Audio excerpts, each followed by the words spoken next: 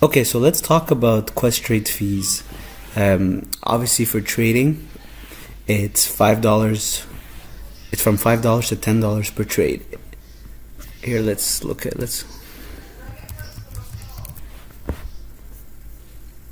All right, so there are fees for trading, and then there's administration fees. So for trading, it's 1 cent per share, minimum $4.95, and maximum $10. So in most cases, though, if you're trading with small amounts, it's always going to be $4.95. So if you buy and sell a stock, that's going to cost you $4.95 times 2. It's the cheapest in Canada. And if we look at the administration fees, which I was surprised of, actually I just figured that out yesterday. So here, I'll post a link at the bottom of the video. So here, no account opening or closing fees, free electronic funds transfer withdrawal. So if you want to withdraw from your trading account to your bank account, it's free if you use EFT. No annual TFSA or RRSP account fees. Minimum balance of only $1,000. But here's what I realized yesterday. So opening an account, closing an account is free. Having a TFSA and RRSP or a RIF account is free. Inactivity fee, that I wasn't aware of. So inactivity fee over $5,000 combined equity is free. There's no charge. But under $5,000 combined equity, there's $25 every 3 months. So that means if for 3 months, 3 consecutive months, you don't make a trade, whether you buy or sell for 3 consecutive months, and you have less than $5,000 with them, they're gonna charge you $25. So that was a surprise for me. I wasn't even aware of that. But you'll see that it's hard not to make a trade in 3 months. A registered education savings plan, if you have less than $15,000. If you have more than $15,000, it's free. But if it's less than $15,000 combined, so it doesn't have to be in an RSP. If you have a combined equity with Questrade of above $15K, it's free. But if you have less than $15K combined, your RESP plan will cost you $50 a year. And this part was what really pissed me off when I found out yesterday. Whenever you withdraw from an RRSP, a partial withdrawal, so if you withdraw money without closing your account, that's $50 every time. If you close your account, if you withdraw the full amount, that's $100. So in the past year and a half, I withdrew some partial amounts from my RRSP. I didn't even know there was this fee. I ended up spending $250 in fees, withdrawing amounts much smaller than $250. So I was really pissed off at that. I spoke to customer service. All they were able to do was give me a $25 credit compared to $250 spent in fees for what.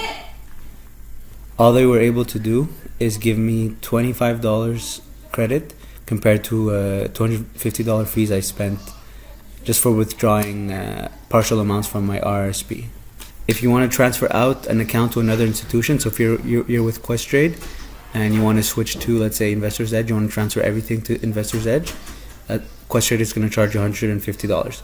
But you can be lucky and CIBC or Investor's Edge can credit you that $150 in order to receive you as a client, but you would have to speak with Investor's Edge.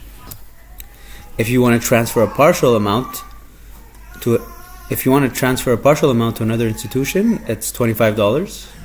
Withdrawing from your trading account, as long as it's under $25,000, is free. So ETF.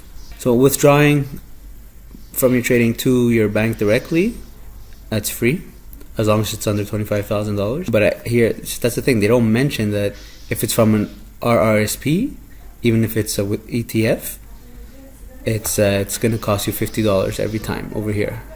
And how in partial plan deregistration, how does that link to RRSP partial withdrawal? So that really isn't clear. So you can take a look at the rest of this page for fees. The other stuff are nominal fees; they're like cents. So it not worth talking about. But so the biggest thing I realized is the $25 every 3 months if you don't make a trade and if you have less than $5,000 with them, and the withdrawing from your RRSP. So I would not recommend getting an RRSP with Questrade, but a TFSA would be good. There's no fees for withdrawing from your TFSA.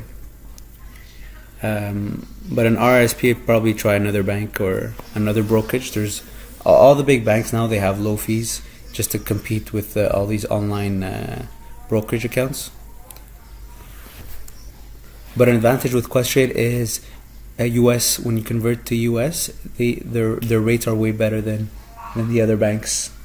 I think they only charge like 1.5% over the spot price.